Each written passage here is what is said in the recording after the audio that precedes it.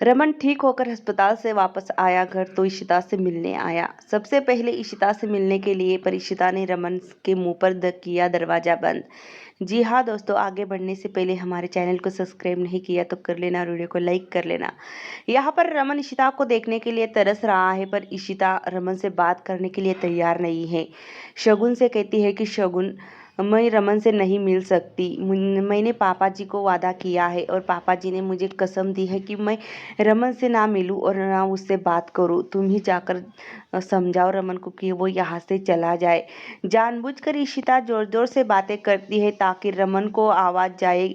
इशिता कहती है कि शगुन, तुम्हें पता है ना, मुझे किसी से मिलना नहीं है और मेरी तबीयत ठीक नहीं है, मेरा सर दर्द कर रहा है और रमन से कह दो कि वो यहाँ से चला जाए। मुझे किसी से बात नहीं करनी है और मैं किसी से भी मिलना नहीं चाहती। और हाँ, तुमने तो कहा था ना कि हमें डिनर पर जाना है शाम को, तो मैं तैयार होना है मुझे। मेरे पास अभी टाइम नहीं है किसी से मिलने के लिए।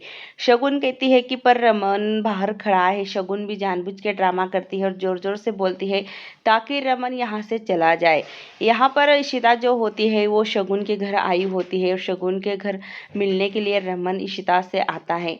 यहाँ पर रमन ये बातें सुनता है इशिता की, और जब यहाँ पर शगुन बाहर आने के लिए निकलती है, शगुन बाहर आती है और रमन की तरफ देखती है तो रमन भी गुस्सा हो जाता है और कहता है कि उसे डिनर करने जाना है तो जा सके, पर मैं कभी ज़िंदगी में उसका चेहरा नहीं देखूंगा। मुझसे मिलने के लिए मना कर रही है ना, आज के बाद भी मैं भी उससे बात नहीं करूंगा और ना ही उससे मिलने कभी आऊँगा। यहाँ पर रमन गुस्सा हो जाता है इशिता पर और वहाँ से चला आता है। रमन काफ़ी गुस्सा होता है क्योंकि वो एक बार इशिता से मिलना चाहता है, एक बार उससे बात करना चाहता है। शगुन रमन को समझाती कहती है कि रमन, अब तुम यहाँ से जाओ, रिश्ता तुमसे मिलना नहीं चाहती और वो सच में बहुत परेशान है, तुम बाद में कभी मिल लेना। यहाँ पर रमन जाता है। रमन को ये यादें इशिता के साथ बिताए हुए पल याद आने लगते हैं। यहाँ पर मनी की तरफ देखता है रमन और वहाँ से चला जाता है। यहाँ पर इशिता को काफ़ी बुरा लगता है कि वो रमन को ऐसे इस तरह से यहाँ से जाने के लिए कहेगी, उसने कभी सोचा नहीं था।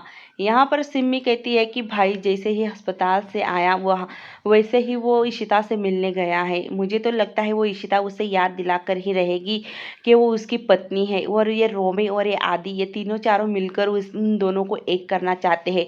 हम कितनी कोशिश कर रहे हैं उन दोनों के अलग करने की। तभी यहाँ पर मिहिका आती है। मिहिका कहती है कि मुझे तुमसे कुछ बातें करनी है। मिहिका बताती है कि रोमी और आदि, इन दोनों ने ही प्लान किया था कि वो इशिता और रमन जीजू को मिलाए। तब यहाँ पर रोमी और आदि काफ़ी खुश होते हैं और दोनों काफ़ी हंसने लगते हैं और बाहर से वो मिठाई लेकर आते हैं घर, और आलिया भी होती है साथ में।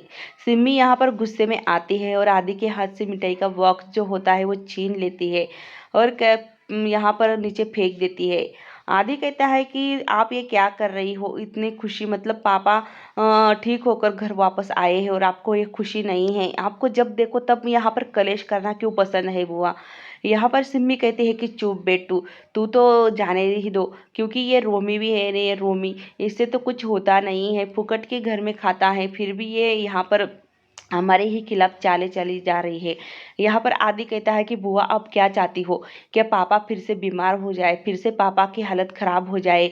हम भी पापा की खुशी में खुश होना चाहते हैं, फिर आपको क्यों इतना, आप दोनों को एक होने ही नहीं दे रही हो।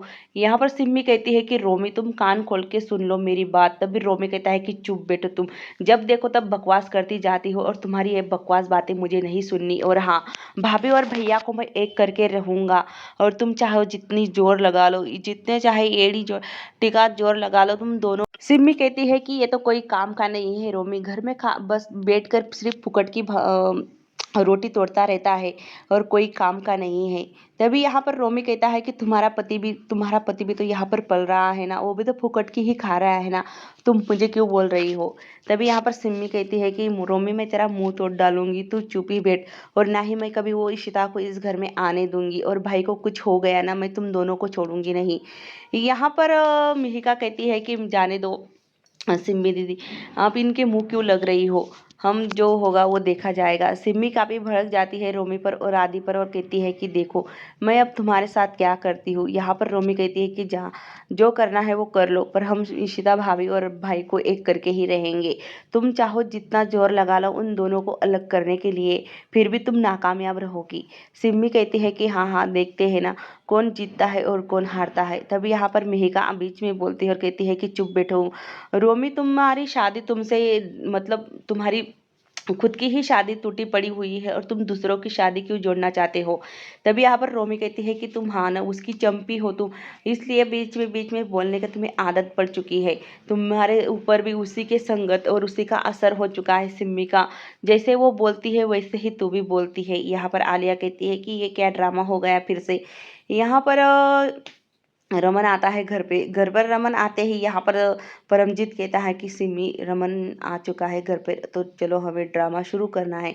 तभी यहाँ पर सिमी कहती है कि मुझे पता नहीं था कि भाई की तबीयत ऐसी मतलब इतनी ख़राब है और वो इशिता से मिलने जाएगा। मैंने कभी सोचा नहीं था।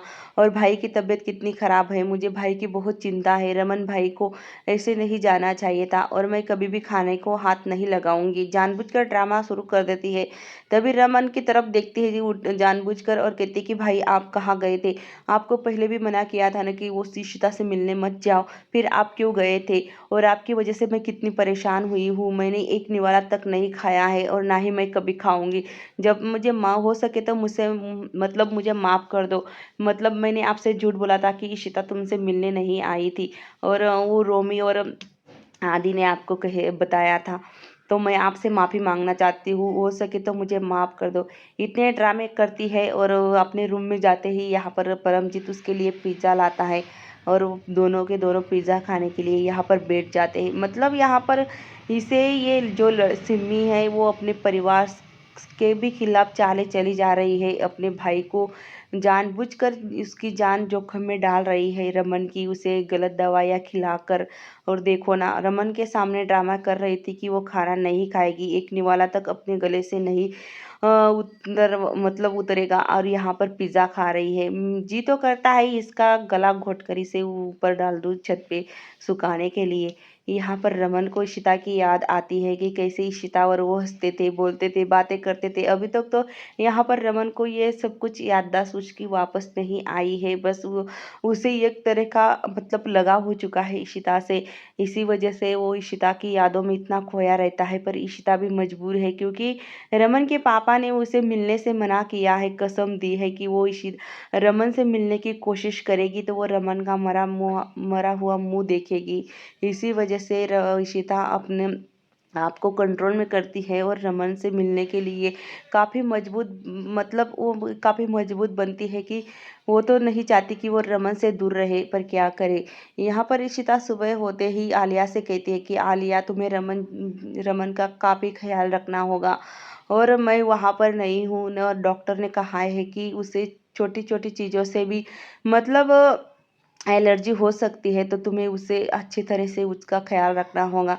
तभी यहाँ पर शगुन आती है और कहती है कि यहाँ पर मुझे एनजीओ में जाना है तो तुम मुझे मेरे साथ चलोगी। इशिता कहती है कि हाँ मैं खाली घर पर बैठ बैठ के क्या करूँगी, बोर हो जाऊँगी, इससे अच्छा है कि मैं भी तुम्हारे साथ आ जाऊँ।